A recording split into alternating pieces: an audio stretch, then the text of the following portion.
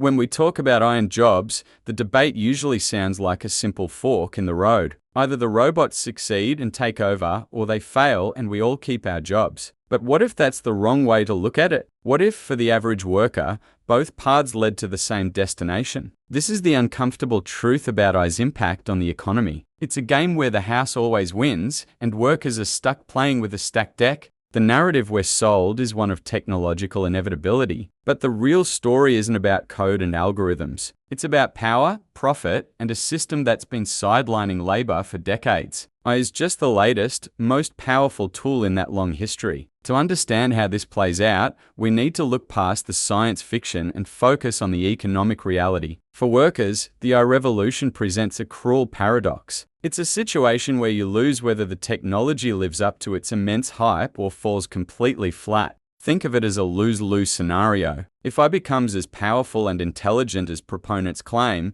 the logic is straightforward. Automation will replace a vast number of human jobs, from truck drivers to graphic designers. But here's the less discussed, more cynical outcome. What happens if this generation of AI turns out to be a bust, a costly dead end that never quite delivers on its promises? In that case, companies that poured billions into developing or implementing these systems will be facing immense financial pressure. They'll need to cut costs to recoup their losses and appease shareholders, and the easiest, quickest way to do that is by cutting jobs. So, whether the AI works perfectly or fails spectacularly, the result for the workforce looks disturbingly similar. Workers are positioned as the shock absorbers for corporate bets, paying the price for either technological success or financial failure. A common misconception is that AI needs to be perfect, or at least better than a human, to take a job. This fundamentally misunderstands the logic of business, where cheaper almost always beats better. The real question for a company isn't whether an AI can write an article or design a logo better than a seasoned professional. The question is whether the AI is good enough to do it at a fraction of the cost. Even a flawed AI, one that makes mistakes and requires human oversight,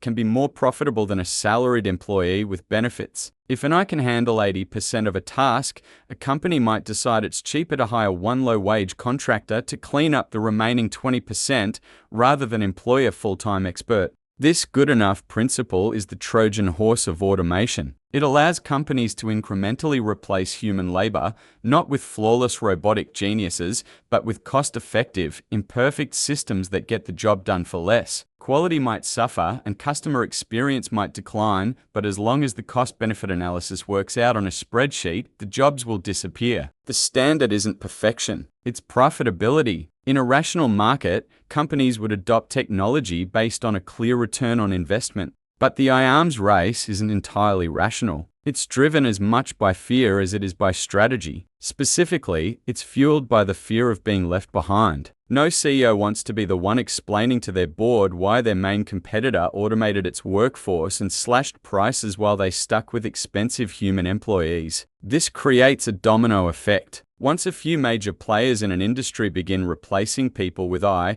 a powerful pressure builds for everyone else to follow suit, regardless of whether the technology is truly ready or even effective. It becomes a matter of competitive survival. The fear isn't just about missing out on potential gains. It's about the existential risk of becoming obsolete. In this climate, the decision to automate is less a strategic choice and more a defensive reaction. And in this race to the bottom, no company wants to be the last one still relying on human labor. For generations, there was an implicit social contract in Western economies. As companies became more productive, workers would share in the rewards through higher wages and better living standards. Technology was the engine of this progress. Innovations made workers more efficient, increased company output, and the resulting profits were, to some extent, distributed. AI shatters this link. It represents a form of productivity gain that doesn't require or necessarily benefit the human worker. An AI model can dramatically increase a company's output writing code,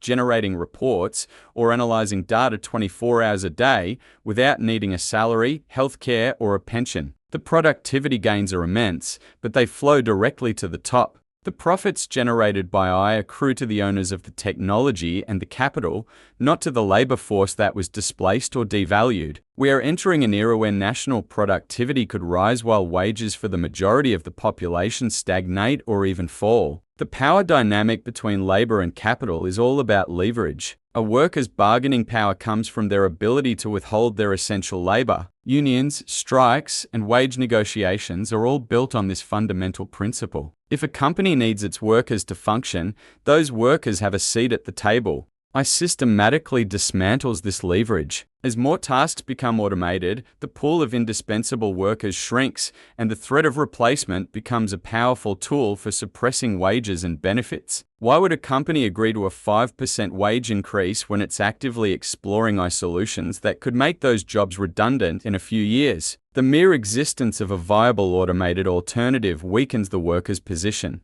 This creates a climate of fear and precarity. Even if your job isn't automated tomorrow, the constant, looming threat of replacement is enough to suppress your pay, erode your job security, and silence dissent. Proponents of AI often point to history, arguing that while technology destroys some jobs, it always creates new, better ones. Blacksmiths were replaced by auto mechanics, and typists were replaced by data analysts. This historical analogy might be dangerously misleading this time. The speed and scale of the AI transition are unlike anything we've seen before. Job losses from automation are happening rapidly across multiple sectors at once. Meanwhile, the new jobs being created by AI, like prompt engineers or AI ethicists, are highly specialized and far fewer in number than the jobs being lost. A laid-off factory worker or call center employee cannot simply retrain to become a machine learning specialist in a few months. The skills gap is enormous, and the educational infrastructure isn't equipped to handle a transition of this magnitude and speed.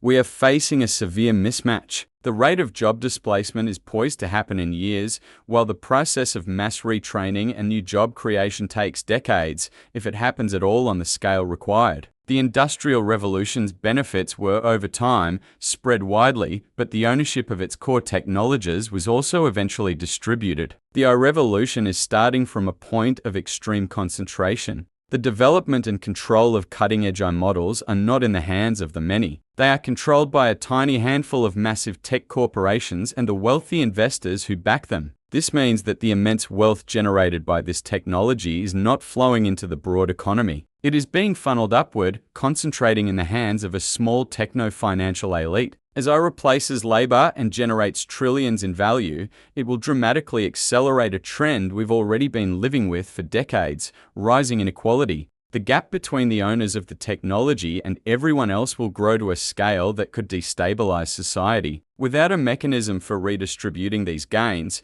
we are building a world where a few entities own the means of production and the vast majority of people are left with diminishing economic power and relevance. Ultimately, framing this as a battle of humans versus machines misses the point. The real problem isn't the technology itself. It's the economic system into which that technology is being introduced. AI, in a different system, could be a tool for universal liberation. It could automate dangerous and tedious work, reduce the workweek, and generate enough wealth to provide a high standard of living for everyone. Technology is a multiplier. It amplifies the logic of the system it operates within. In our current system, which prioritizes shareholder profit above all else, AI logically functions as a tool to cut labor costs, increase inequality, and consolidate power. The problem isn't that robots are coming for our jobs. The problem is that we have a system where that is seen as a desirable outcome, rather than a catastrophic failure of social and economic policy. Without fundamental,